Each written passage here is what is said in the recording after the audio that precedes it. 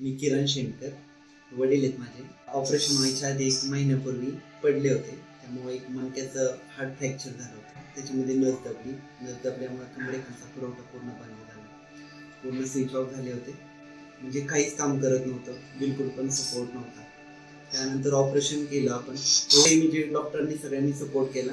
Operation व्यवस्थित झालं, सगळं व्यवस्थित झालं. आता ते व्यवस्थित चालतायत, उठतायत. आता सिच्युएशन अशी ते पूर्णतः स्वतः उठतात, स्वतः व्यायाम करताय आणि स्वतः उभं राहताय. पेशंट आमचं बरं केलं. हॉस्पिटलच्या डॉक्टरांची मनात तेवढे आभार कमीच. त्या दिवशी तर 4 दिवस तर मी रडतच होते, एवढी रडत होते की माणूस उभा राहण्यासारखा शक्तीवर नव्हता. पण त्याच्यानंतर आता सगळं व्यवस्थित झालेलं आहे. पाय बी धरत्यात.